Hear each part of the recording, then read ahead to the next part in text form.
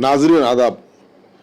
आप हम आपको बताना चाहते हैं कि शहर हैदराबाद जो आलमी सतह पर अपनी एक मुनफरिद शनाख्त रखता है और उस शहर की तरक्की के लिए किसने क्या किया। आज हम पुराने शहर के एक कसीर आबादी वाले डिवीज़न गौलीपुरा वार्ड 35 जहाँ की आबादी तकरीबन 55,000 और वोटर 48,000 से ज़्यादा वोटर है, इसके नुमाइंदे हैं भारतीय जनता पार्टी के कारपोरेटर आले जतिंदर शहर के मशहूर और मारूफ सियासी कायद आले नरेंद्र जो साबिक़ मरकज़ी वज़ीर दही तरक्यात थे, उनके फ़र्जंद हैं और बीजेपी से वाबस्ता हैं। तो आइए हम जो है आले जतिंदर से बात करते हैं। जतिन साहब, आइंदा चैनल में आपका खैर मकदम है। नमस्कार INN चैनल सभी दर्शकों को और आपको भी नमस्कार। जतिंदर साहब, हम ये जानना चाहेंगे कि ये एरिया कितनी आबादी है, कितना रेडियस है, और आपने 5 साल का जो ये टर्म है, इस टर्म में इस एरिया के लिए क्या किया? अभी पहली बात ये है, ये एरिया लेडीज़ रिजर्व है। तो पिछली बार मैं कॉरपोरेटर था, इस बार हमारे मदर आले ललिता जी वो कॉरपोरेटर है। ये वार्ड नंबर 35 गौलीपुरा है और तकरीबन ये गौलीपुरा डिवीज़न 3 किलोमीटर 3.5 किलोमीटर के रेडियस में है। यहाँ ये डिवीज़न 3 असेंबली कॉन्स्टिट्यूंसियों में बटेसो है। एक चारमीनार जो कि है शालीबंडा में 23/5 वार्ड आता है, और जो है चंद्रांगुट्टा के उप्पुगुड़ा के डिवीज़न में 18/1 का वार्ड आता है। ऐसा 3 कॉन्स्टिट्यूंसियों में हमारा गौलीपुरा डिवीज़न है। याकतपुरा भी है उसमें। याकतपुरा गौलीपुरा 18/6 18/7 जो है याकतपुरा है, एक चंद्रांगुट्टा है, एक चारमीनार है। ये 3 कॉन्स्टिट्यूंसियों में ये हमारा डिवीज़न पड़ता है। यहाँ का तकरीबन पॉपुलेशन 50,000 से ज़्यादा है और 48,730 अभी का वोटर लिस्ट में वोटर्स है। चलिए, एक बहुत अच्छी बात आपने बताई। 3 असेंबली हल्कों में आपका ये रहा और तीनों असेंबली हल्कों पर इमाम का कब्जा है। तो आपको अपने एरिया के डेवलपमेंट के लिए क्या इन तीनों एमएलए का कॉपरेशन है आपको? कभी नहीं। आपको तो मालूम है, बीजेपी MIM बोले तो 36 का आंकड़ा है। अभी नहीं, हमारे पिताजी के ज़माने से हम अगर डेवलपमेंट में सभी मिलके आए तो अच्छा है। हम सभी लोगों को, हिंदू मुसलमान तो हम नहीं देखते। हमारा सबका साथ सबका विकास हमारा नारा है, हम सभी को देखते हैं। लेकिन जो कोई यहाँ का MLA है या MP रहने दो, कितने मरतबा हिंदू बस्तियों में आया, कितने मरतबा यहाँ के बस्तियों में घूम के यहाँ के प्रॉब्लम सॉल्व किया, कितने मरतबा उनका बजट यहाँ के अलोकेट करे, कितने मरतबा यहाँ के बस्तियों में MLA आया या उप्पुगुड़ा का कॉर्पोरेटर रहने दो, हमारे बस्तियों में कितने बार। हम पूछना चाह रहे हैं, अगर कोई भी तकलीफ़ ज़्यादा है, यहाँ से गए भी तो आप हमका वोट नहीं डालते, हम हमका काम नहीं करते, ये उनका जवाब रहता है। बाकी का जो पूरा 2-4 लोग जाते हैं उनको, या हैंडीकैप रहने दो उनको, थोड़ा सेवा कार्यक्रम जरा वो पूरा फोटो फिनिश है, उससे ज़्यादा और कुछ नहीं है। 10-12 लोग जाते होंगे, जाते नहीं जाते बोल के नहीं, उन लोगों को काम करते होंगे, उनके सामने फ़ोन करते अधिकारी को, फिर होता आपका काम बोलते, फिर वहाँ भूल जाना। लेकिन हमारे बस्ती में आज तक ना MLA आया ना MP आया। हम लड़ते हमारे पूरे कौम के लिए, हमारे पॉपुलेशन के लिए, आज से नहीं ज़माने से लड़ते। हम बोलना चाह रहे, कोई भी रहे तो पॉलिटिकल पार्टी, आप अभी सेक्युलर पार्टी बोलते, हाँ, प्लूरलिस्टिक अप्रोच रहना बोलते, हर एक समाज को, हर एक तबके को देखना बोलते। लेकिन कहाँ पे आप तबके को देख रहे? यहाँ से आप हैदराबाद से निकल के UP गए, बिहार जा रहे, महाराष्ट्र जा रहे, अच्छा है, लेकिन वहाँ क्या कर रहे हैं? वहाँ पे भी यही भड़काने भाषण करके वहाँ पे भी आपका राजनीति चला रहे, बस, उससे ज़्यादा कुछ नहीं। अच्छा जतेंद्र, ये बोलिए, ठीक है, उन्होंने तो नहीं करा, लेकिन आप एज ए कारपोरेटर क्या इन तीनों, जो कि आपका डिवीज़न 3 असेंबली सेगमेंट में डिवाइडेड है, तो आपने उन लोगों से अप्रोच होकर कुछ बात करके एरिया डेवलपमेंट या MLA फंड से कुछ फंड लेने की कुछ कोशिश की आपने? मैं क्यों जाऊं? मैं एज ए कारपोरेटर मैं म्यूनसिपल अथॉरिटी के पास जाता हूं, या गवर्नमेंट के बड़ा काम है तो डायरेक्ट गवर्नमेंट को अप्रोच करता हूँ, जो कि टीआरएस है। अगर टीआरएस भी यहाँ पे आने के लिए राज़ी नहीं है और टीआरएस की अभी क्या पूरा यहाँ पे ओल्ड सिटी उन लोगों को सौंप दिया, हम फाइट करेंगे, गवर्नमेंट से फाइट करेंगे, हम फाइट करेंगे, जीएचएमसी फाइट करेंगे, हम फाइट करेंगे, वाटर वर्क से फाइट करेंगे, हम फाइट करेंगे, रेवेन्यू डिपार्टमेंट से फाइट करेंगे, और वो जो कुछ भी है हमारा डिपार्टमेंट से हम करेंगे। लेकिन एक पॉलिटिकल पार्टी थोड़ी सैंक्शन करता है बजट। क्या रिप्रेजेंटेटिव, पब्लिक रिप्रेजेंटेटिव वो लोग हैं, हम भी पब्लिक रिप्रेजेंटेटिव, पब्लिक का काम लेके जाते हैं, पब्लिक के लिए लड़के वहाँ डिपार्टमेंट जो कोई भी गवर्नमेंट है, हम गवर्नमेंट से लड़ते। इन लोगों का बजट हमें बिल्कुल नहीं चाहिए। हम अगर लड़ना है तो गवर्नमेंट से लड़ते, बराबर हक दिला के रहते। अच्छा जतिंदर, जब ये तीन असेंबली सेगमेंट में आपका डिवीजन डिवाइडेड है, तो यहाँ पर डेवलपमेंट के लिए फंड की जो बहुत सख्त तरीन जरूरत पड़ती। जब आप बीजेपी के हैं और वो एमआईएम के, तो अगर दोनों इंटरनल इस तरह से गैप रहेगा और लड़ते रहेंगे तो डेवलपमेंट एरिया का कैसा होगा? ये हमारा व्यू क्लियर है, सबका साथ सबका विकास। डेवलपमेंट में हम ना हिंदू देखते, ना पार्टी देखते, ना मुसलमान देखते, कुछ नहीं देखते। लेकिन हमारे साथ वो ज़ाती होता है। आप पत्रकार रहे हैं, आपको भी पूरा एरिया मालूम है कैसा किस तरीके से एमबीटी को दबाया जाता है या कांग्रेस नुमाइंदों को दबाया जाता है, और वहाँ पे डेवलपमेंट भी नहीं होता है।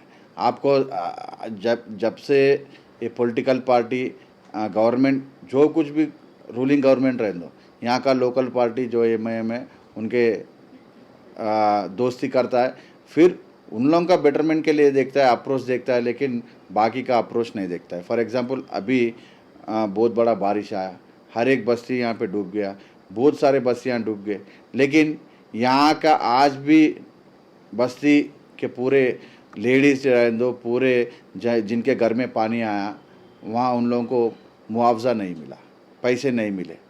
तो किनका गलती है वो? हम तो लड़ रहे, ठीक है, बीजेपी को छोड़ दो, पब्लिक तो लड़ रहा ना।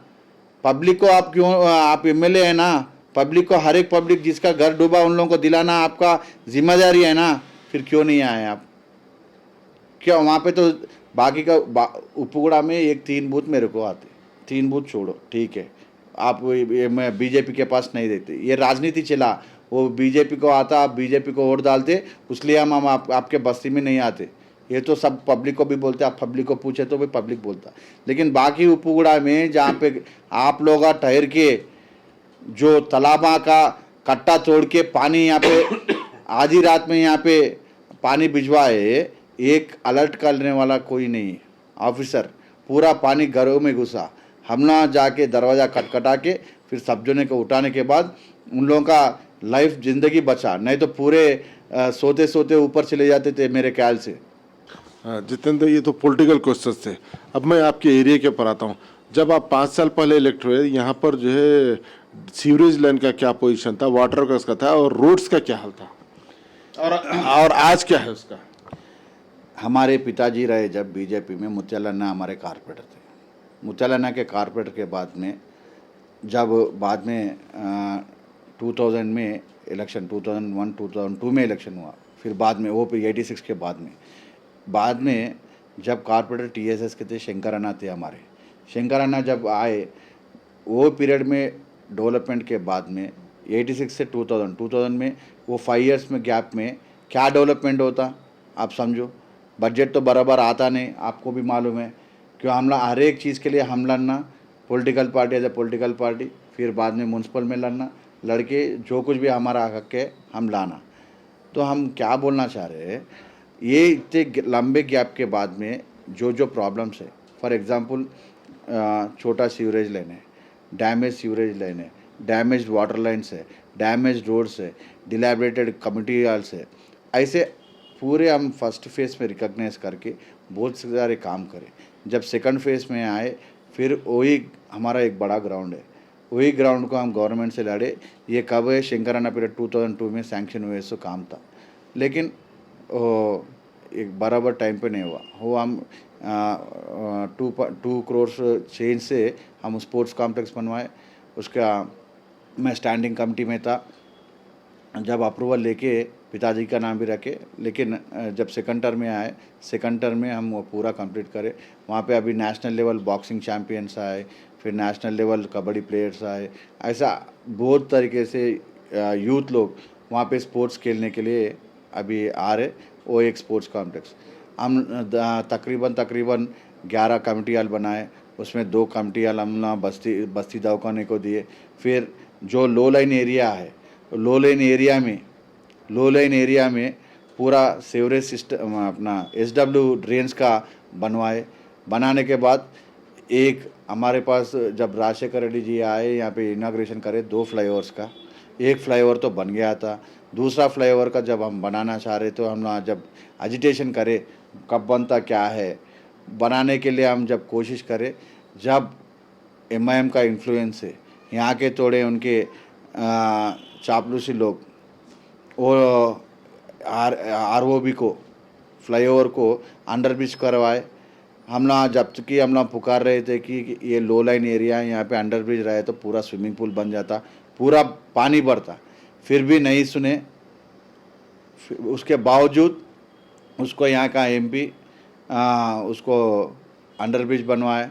अभी भी आप चलो एक बारिश गिरे तो पूरा पानी वहाँ पे रहता, आधा काम वैसे ही पड़े सो है।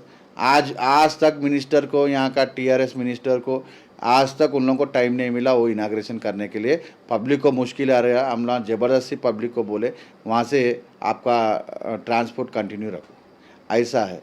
फिर कमेला का काम हम लोग रिप्रेजेंटेशन करे, मैं जब स्टैंडिंग कमेटी में था, कॉर्पोरेटर था, उसको सैंक्शन कराए, फिर से लड़े भी कमेला ओपन करना, मतलब स्लॉटर हाउस उसको ओपन करना, आज तक वो ओपन नहीं किए। तो ऐसा ज़्यादा कमेटी हॉल्स में, एक कमेटी हॉल में लेडीज़ के लिए मशीन्स लगवाए थे, वो कोरोना के वजह से अभी चालू नहीं हुआ। ये कोरोना के बाद में अभी बहुत जल्द चालू होने वाला है लेडीज़ के लिए, लेडीज़ एम्पावरमेंट के लिए। हमारा एक स्किल सेंटर है जो अपना Narendra Modi national skill centre है, वो स्किल सेंटर में हम ब्यूटिशियन रेंदो कोर्स जो ट्रेनिंग है वो करवा रहे लेडीज़ के लिए वो वहाँ पे करवा रहे। अभी वो स्लो डाउन हो गया थोड़ा ये कोरोना के वजह से, उससे पहले था स्किल डेवलपमेंट सेंटर। वो स्किल डेवलपमेंट सेंटर में ज़्यादातर लेडीज़ को ब्यूटिशियन कोर्स, टेलरिंग कोर्स, फिर कंप्यूटर कोर्स ऐसा करवा के फिर लेडीज़ एम्पावरमेंट के लिए हम थोड़ा बहुत काम करें, ग्राउंड इम्प्रूवमेंट करें। फिर तकरीबन रोड्स मैक्सिमम जहाँ इतने सालों से नहीं था वो हम लोग आइडेंटिफाई करके वो रोड्स को नया बनवाए। और थोड़े बस्तियों में जो सीवरेज सिस्टम, वाटर सिस्टम और SW सिस्टम्स का मैक्सिमम हमारा लो लाइन एरिया है, उसलिए SW सिस्टम्स चाहिए। उसके बावजूद इस बार बारिश को पूरा बस्तियों में बहुत सारा पानी आया था। मैं उसीलिए और थोड़ा SW, क्योंकि नैरो लेन से आपको भी मालूम है अपने बस्ती में वो वहाँ पे वाटर लाइन ड्रेनेज सिस्टम आए तो SW का भी मुश्किल होता, वैसा थोड़े बस्ती बचे सो है। और ये अंडरब्रिज के वजह से थोड़े बस्तियों में और ज़्यादा पानी आने लगा, वो भी हम कैसा करना क्या है उससे उसमें मशरूफ है कैसा काम करना। और जहाँ पे मैं बोला चंद्रांगुट्टा के MLA कौन है आपको मालूम है, फिर वहाँ उपगुड़ा में तो उन्होंने केयर नहीं लेते। जहाँ हम लोग बोले कि रोड नाला वाइडनिंग के हिसाब से हम नाला वाइडनिंग करना चाह रहे हैं, लेकिन उसका जो वॉल है, प्रोटेक्शन वॉल जो वॉल है, वहाँ जहाँ से पानी आया और मैक्सिमम हमारा बस्तियाँ डूब गए, वो प्रोटेक्शन वाला आज तक नहीं बना। उसके वजह से जो जिनका घर देना था, मैं सामने ठहर के उनको घर दिलवाया, उनको ऑलरेडी अलॉटेड थे, उन लोगों को घर दिलाया, फिर उन लोगों को कंपनसेशन कराया, फिर भी एक एक्सटेंट तक वो नाले का वॉल नहीं बना। उसमें भी ऐसा है उनका MIM का प्रेशर के वजह से बस्ती लोग पुकारते कि उस तरफ जहाँ पे MIM के लोगों का घर है, मजलिस के घर हैं, वो नहीं तोड़े, फिर हमारे पास ज़्यादा जगह लिए, वो अलग कंट्रोवर्सी है। लेकिन ये जो वर्क है इतने सालों से किर्लोस्कर कमेटी बनने के बाद पूरा नाला वाइडनिंग करके पूरा उसका प्रोटेक्शन वॉल्स बनाना, ये एक वर्क है। प्रोटेक्शन नाला वाइडनिंग हुआ, वाइडनिंग होने के बाद घर गए, कंपनसेशन दिए, फिर आप वो दीवारा क्यों नहीं बंदे, जहाँ से दीवारा नहीं बंदे वही वहाँ से पानी आके उपड़ा में ज़्यादा में एरिया में आए, ऐसा काम पेंडिंग है। हम डेवलपमेंट के लिए हर ऑफिसर से हम साथ में काम करने के लिए रेडी है। और साथ में काम करते भी। ये कोऑपरेशन से काम बनता।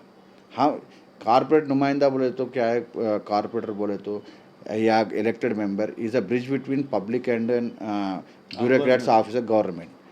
वो ब्रिज में अपन काम नहीं करके अपने सेल्फ उसके लिए आप उनको प्रेशर करके आपका सेल्फ का काम करे तो पब्लिक का काम कौन करेगा। आज मैं बोल सकता हूँ टीआरएस के बाद में मोस्ट करप्टेड कौन है हैदराबाद में बोले तो एमआईएम पार्टी का नाम निकलता। कौन सा भी आपका उनका कारपोरेटर करप्टेड नहीं है। कौन सा उनका कारपोरेटर बिल्डिंग डेवलपमेंट्स में या लेआउट डेवलपमेंट्स में नहीं है। कहाँ पे वो भी इस बार जो पानी आया, बारिश गिरा, वो बारिश में 50% नेशनल कैलामिटी, 50% हमारे डिपार्टमेंट का या जो कब्जेदारों का या पॉलिटिकल पार्टीज़ का, इनका क्या बोलते हैं आप, रूल है पूरा। बोले तो उनके वजह से, इंक्रोचमेंट्स के वजह से ये हाल हुआ। नहीं तो जो उनका पब्लिक भी पुकार रहे बहुत सारे बस्तियों में, वो तुम नहीं छोड़े, तुम के वजह से गए तो हमारा बस्ती नहीं डूबता था। बालापुर, हाँ, उधर गुर्रम चेरू है, जो इधर का तालाब है, बालापुर का तालाब है, वो पूरा, इसलिए यहाँ अपना तालाब कट्टा गया भी बहुत बड़ा तालाब था, आपको मालूम है, पूरे इंक्रोच हो गए। तो किन के वजह से इंक्रोच है, किधर इंक्रोच है, आपको तो सब पता है, मैं उसके डिटेल में नहीं आता हूँ। जहाँ तक डेवलपमेंट है अभी ये फर्स्ट टाइम हम जब कारपोरेटर थे, एमआईएम मेयर थे, जब हम लोग एमएलए बजट जैसा था, कारपोरेटर बजट वैसा था, 1 करोड़ रुपए। 1 करोड़ रुपए बजट देने के बाद, एक बजट रहने के बाद हम लोग प्रायोरिटी से काम करा देते थे ऑफिसरों से। ये प्रायोरिटी है, ये बस्ती में ये प्रायोरिटी है, हम लिस्ट आउट करके वो बजट से पहले वो करते थे, फिर बाद में जनरल बजट लेते। ये टीआरएस गवर्नमेंट आने के बाद प्रायोरिटी बजट है ही नहीं, बोलो तो खत्म, कारपोरेटर बजट खत्म हो गया। तो हम लोग आप जितना वर्क लाओ हम करते बोल के बोलते, लेकिन वो होता ही नहीं, वो होता ही नहीं बिल्कुल। अभी जितना लगाओ, जैसे जब मैं कारपोरेटर था जितना बजट मैं ला सका, इस बार उतना बजट नहीं ला सका मैं, क्योंकि प्रायोरिटी बेसिस है ही नहीं। खाली वर्क लगाओ करो बोले तो कहाँ से आता, आधे से वर्क वैसी पेंडिंग है, बजट नहीं है बोल के। और वाटर वर्क्स के डिपार्टमेंट में इस बार total failure of the government. हमारे हैदराबाद के शहर में, पुराने शहर में तो मेरे ख्याल से वाटर वर्क्स का बजट ही नहीं आया। आप निकाल के देख सकते कितना बजट से नया पाइपलाइन डाले, कितना बजट के हिसाब से पुराना पाइपलाइन निकाल के नया पाइपलाइन डाले, नया सेवरेज सिस्टम कहाँ डाले, आरसीसी का पाइपलाइन निकाल के वो डाले, स्लम में कुत्ता नया पुराना निकाल के नया डाले, ये पूरा दालेश नहीं। एक प्रोजेक्ट जब आया था, हम जब कारपोरेटर थे, एक प्रोजेक्ट रामकी का प्रोजेक्ट आया था गवर्नमेंट का, नया पाइपलाइन डालने के लिए, वो आधे में छोड़ के चले गए। वो यहाँ से ओल्ड सिटी से जान के अपना चादरघाट में जाना था पाइपलाइन, बड़ा पाइपलाइन, बस्तियों में से नया पाइपलाइन डालना, उसको बड़ा पाइपलाइन डाल के नशेमन नगर से उधर चादरघाट जाना था। वो तो बिल्कुल आधे में रुक गया, वो काम बराबर नहीं हुआ। ये गवर्नमेंट आया, क्या काम करा सेवरेज सिस्टम में, वाटर वर्क्स में, ये गवर्नमेंट क्या काम करा वाटर वर्क्स में। मैं बजट बोलता हूँ, जब हमारा 1 करोड़ का कारपोरेटर का बजट था, वो बजट में 25 लाख हम लोग वाटर वर्क्स को देते थे, क्योंकि वाटर वर्क्स के पास बजट नहीं है बोल के यहाँ से वहाँ ट्रांसफ़र करके वही 25 लाख से हम काम करते थे। ऐसा 5 लाख करके 5 बार करके 1 करोड़ रुपए, 1 करोड़ का 25 लाख, वही उससे हम लोग इम्प्रूवमेंट कर सके। फिर बाद में इस बार तो एक नया पैसा नहीं। फिर बाद में मेरे ख्याल से पूरे सिटी के एमएलए गवर्नमेंट में प्रेशर करे कि वाटर वर्क्स का ऐसा नहीं आ रहा, तो जब प्रायोरिटी बेसिस में कुछ बजट सैंक्शन करे, उसके भी आज तक वर्क चालू नहीं हुए। मैं total failure of water works, sewerage system, ये फंड्स पूरा डाइवर्ट आरटीसी में करे, फिर आरटीसी से इधर करे, किधर करे कुछ पता नहीं है। तो नहीं जी, तो चलो इसका मतलब ये है कि हैदराबाद को वांटेडली जो है नेगलेक्ट करने के लिए ये हुकूमत का है, क्योंकि पहले कारपोरेट बजट खत्म हुआ, फिर वाटर वर्क्स में बजट नहीं है, और वाटर वर्क से कोई नए प्रोजेक्ट ओल्ड सिटी में नहीं आया, तो ओल्ड सिटी को गवर्नमेंट वांटेडली नेगलेक्ट कर रही क्या है। जबकि चीफ मिनिस्टर साहब के चंद्रशेखर राव साहब ये कि हैदराबाद के पुराने शहर को इस्तांबुल बनाऊंगा, लेकिन इसमें कहाँ तक कामयाब है साहब? मैं अभी बोल रहा हूँ, कल भी एक बोला मैं, देखो सीएम का सीट एक रिस्पेक्टेबल चेयर है, और रिस्पेक्टेबल चेयर से अपन बात करें तो पब्लिक को ऐसा लगना कि हाँ ये सही है, हमारे लिए बात कर रहा है। लेकिन आए उन लोगों को खाली जब फुसला के भेज दिए, जब का जब हमारा काम होना, वैसा नहीं है। क्योंकि हैदराबाद में टैंक बंड क्लीन करवाते बोले, क्या करे, अब तक तो उसका टैंक बंड का काम ही चालू नहीं हुआ। अच्छा, आजू बाजू का पाइपलाइन डाइवर्शन को थोड़ा बहुत करे, लेकिन पूरा काम नहीं कर सके। 6 साल 7 साल उन लोगों को काफ़ी नहीं है क्या उसके लिए? काम तो चालू करो। उससे पहले कहा जापान बैंक से फंड्स आया जब कांग्रेस गवर्नमेंट था, वो फंड्स किधर गए? ये गवर्नमेंट आने के बाद वो फंड्स का पता ही नहीं है। फिर बाद में 2000 करोड़ पुराने शहर को दिए। पुराने शहर में तकरीबन 40 साल से एक ही पार्टी यहाँ पे रूल कर रहा। तकरीबन उन लोगों को 20 से 40 कारपोरेटर जब से आज तक रूल कर रहे। कितना डेवलपमेंट कर सके, कितना डेवलपमेंट क्यों नहीं हुआ? हैदराबाद को मेट्रो रेल क्यों नहीं आया? पुराना फेज जो है क्यों नहीं आया? और इन लोग दोनों दोस्ती है ना, उनका स्टीयरिंग इनके हाथ में है ना, फिर क्यों नहीं ला सके आखिर मेट्रो रेल हैदराबाद को? जो अलाइनमेंट है वो अलाइनमेंट से आना बोल के सबको मंजूरी है। वहाँ पे पिछले इलेक्शन, कारपोरेटर के इलेक्शन के पहले मार्किंग करके रखे, इतना जाता हमारा, इतना तोड़ के वो बनाते, यहाँ रोड वाइडनिंग कर लेके वहाँ से चालू करते बोले। खाली इलेक्शन के पहले बोले, वो पहले बोलने के बाद फिर क्या हुआ? आज तक चालू नहीं हुआ। क्यों? आप लाना नहीं चाह रहे क्या हैदराबाद को मेट्रो? क्या पुराने शहर लोगों को बेटर फैसिलिटी, ट्रैवलिंग सिस्टम नहीं मिलना, यहाँ पे लैंड रेट नहीं बनना, यहाँ पे डेवलपमेंट नहीं होना? क्या आप क्या सोच रहे? आखिर क्यों नहीं लाया आज तक मेट्रो, हम पूछ रहे। फिर कितने लो लाइन एरिया में आप क्या वर्क करें? अगर आप वर्क करें तो ये इंक्रोचमेंट आज तक रोड वाइडनिंग के तकरीबन 2000 से पेंडिंग है, आज तक क्यों नहीं करे? ज़्यादा तक रोड वाइडनिंग, आप जो रोड वाइडनिंग करे सो भी आधे से आधा पेंडिंग है। आप इतने, आपके नुमाइंदे या आपका पार्टी रहने दो, तकरीबन 40 साल से हैदराबाद में आप क्या करें?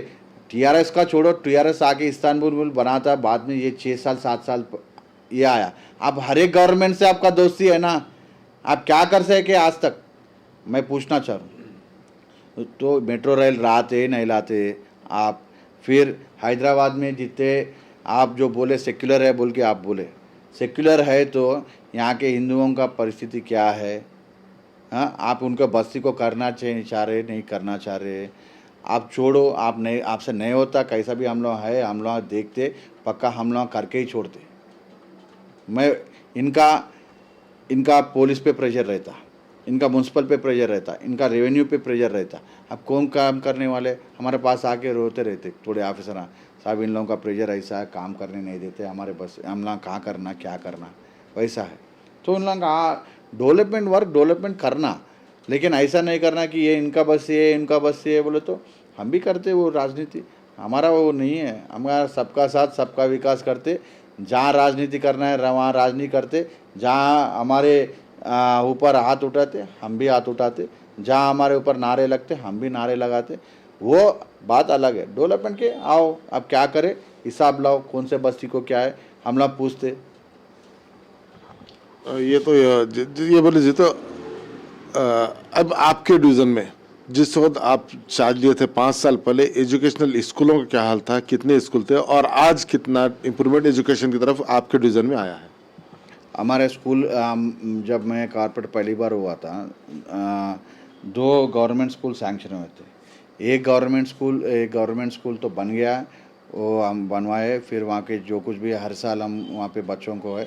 दूसरा एक गर्ल्स स्कूल में भी ज़्यादा वर्क करवाए। एक गवर्नमेंट स्कूल जो कि थोड़ा लिटिगेशन लैंड में था, वो यहाँ पे से ट्रांसफ़र हो गया। बाकी का एजुकेशन सिस्टम आंगनवाड़ी स्कूल्स को भी हम कभी रेगुलरली हम विज़िट करते रहते हैं। आंगनवाड़ी स्कूल्स को थोड़ा बहुत मीन्स उन लोगों को रेगुलरली देख के उन लोगों को क्या कमी पड़ रहा वो देखते। फिर स्कूलों को तो अभी तो 2 स्कूल तो फ़िलहाल है, और हमें अभी अगर लैंड चाहिए, अगर लैंड है तो हम पक्का दूसरा स्कूल खोलने के लिए हमारा है।